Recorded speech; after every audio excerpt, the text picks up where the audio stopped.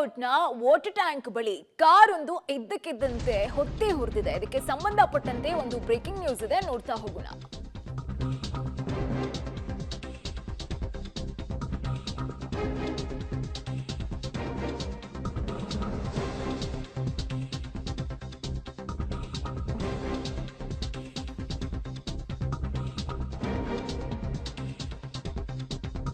Nandini ಲೇಔಟ್ನ water tank ಬಳಿ ನಡೆದಿರುವಂತಹ ಘಟನೆ ಇದು. ಇದ್ದಕ್ಕಿದ್ದಂತೆ ಕಾರು ಹೊತ್ತಿ ಹುರಿತಾ ಇದೆ. ದೃಶ್ಯವನ್ನ ಕೂಡ ನಾವು ನಿಮಗೆ ತೋರಿಸ್ತಾ ಇದ್ದೀವಿ. ಜೊತೆಗೆ ಅಗ್ನಿಶಾಮಕ ಸಿಬ್ಬಂದಿ ದಳ ಕೂಡ ಅಲ್ಲಿಗೆ ದೌಡಾಯಿಸಿದ್ದು ಬೆಂಕಿಯನ್ನ ನಂದಿಸುವಂತಹ ಕೆಲಸದಲ್ಲಿ ತೊಡಗಿದ್ದಾರೆ, ಗಮನಿಸ್ತಾ ಇದ್ದೀರಾ. ಆದ್ರೆ ಈ ಘಟನೆಗೆ ನಿಖರ ಕಾರಣ ಏನು ಅಂತ ಕೂಡ ಇನ್ನ ತಿಳಿದು ಬಂದಿಲ್ಲ. ಯಾವ ರೀತಿಯಾಗಿ ಸ್ಪಾರ್ಕ್ ಉಂಟಾಗಿ ಏನಾದ್ರೂ ಕಾರ್ಗೆ ಬೆಂಕಿ ತಗಲ್ತಾ, ಏನಾಯ್ತು ಅನ್ನೋ ಬಗ್ಗೆ ಇನ್ನಷ್ಟು ಡೀಟೇಲ್ಸ್ ಬರಬೇಕಾಗಿದೆ.